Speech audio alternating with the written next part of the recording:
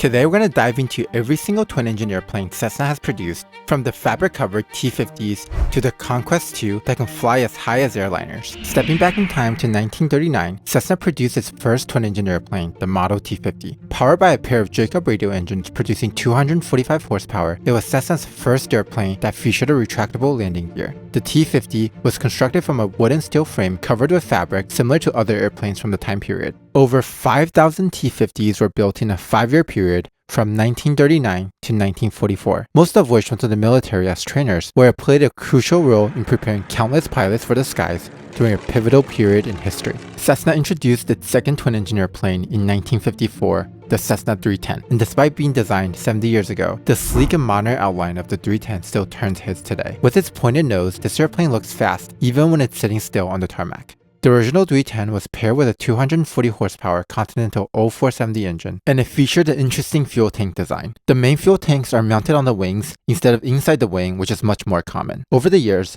Cessna gradually stretched the cabin and the nose of the 310. In 1962, the G variant introduced the 6-seat option up from the original 4 seats. The added third row of seats took up the entire baggage space. Later models would extend the fuselage and reclaim some of the baggage space in the cabin. In 1975, the R model stretched the nose of the airplane and added a baggage compartment there. They're often referred to as the long-nose Cessna 310s. Cessna had produced over 5,000 copies of the 310 before production ceased in 1980. Cessna then introduced the 320 Skynight in 1961 as a larger, more powerful, and turbocharged version of the 310. You can distinguish the Skyknight from the 310 by the smaller and more numerous side windows. Earlier models had 260 horsepower Continental engines, while later 320s were upgraded with a 285 horsepower engine. It was eventually replaced by a turbocharged 310. Cessna then released the 337 Skymaster in 1962. It features a unique pusher-puller design that eliminates a major drawback found in traditional twin-engine designs with the engines mounted on the wings. With the engines producing thrust in the center line, there's no differential thrust that causes a yawing motion if one of the engine fails.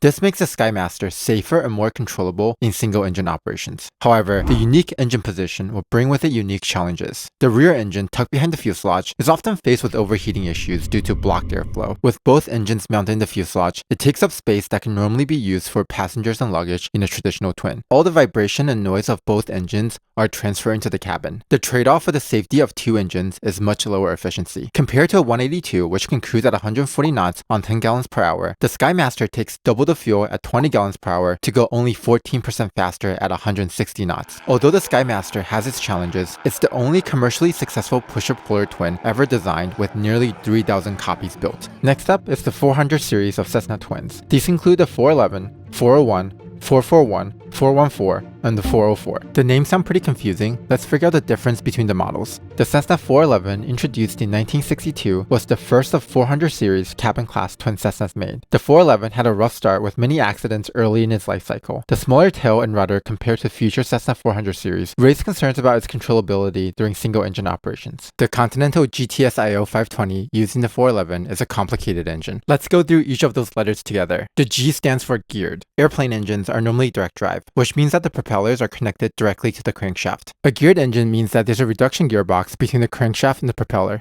This allows the engine to spin at a higher RPM and produce more power while keeping the propeller RPM low where it's more efficient. However, adding the gearbox means adding another item to manufacture and to maintain, which overall raises the cost to operate the airplane.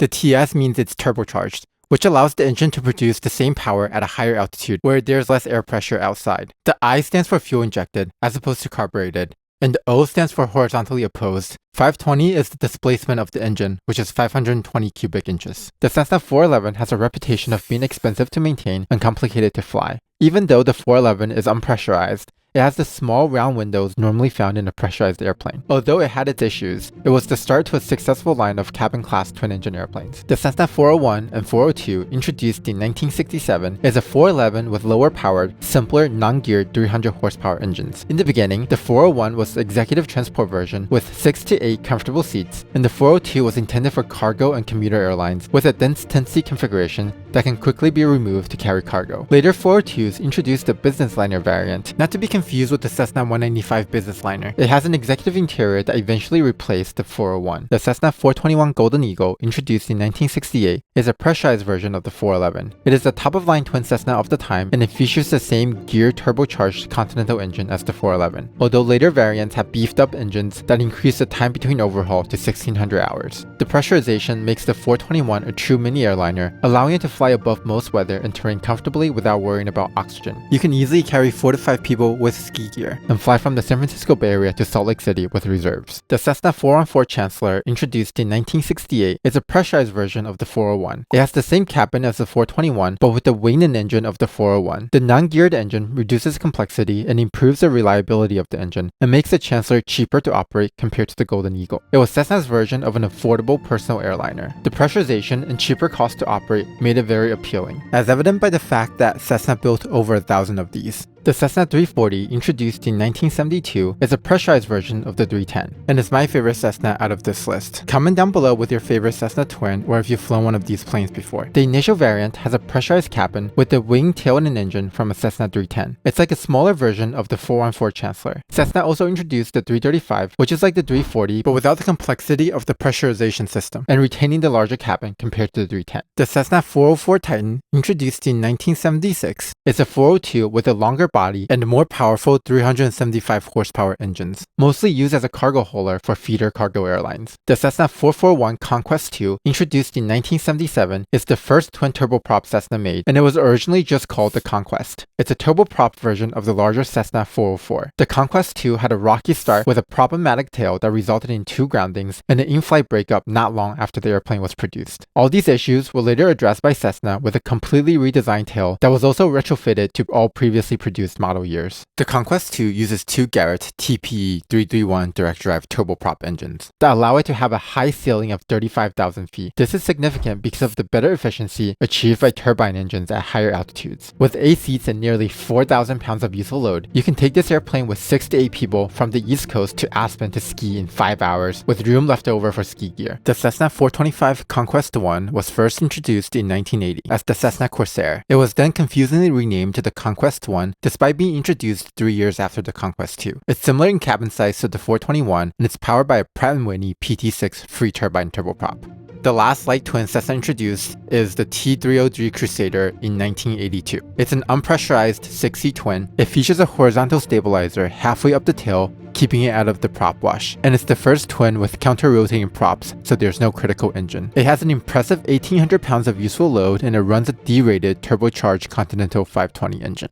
After a 40-year break in designing twin-engine airplanes, Cessna introduced the SkyCourier in 2022. It's a large, non-pressurized twin turboprop designed in collaboration with FedEx Express. It has a large cargo door and is designed to fit exactly 3 cargo pallets. In addition to carrying cargo, it can be configured to carry 19 passengers in a dense seating format. And that's every single twin-engine airplane Cessna has made. If you enjoyed this video and you want to see more in the future, please consider subscribing as it helps tremendously. Thanks!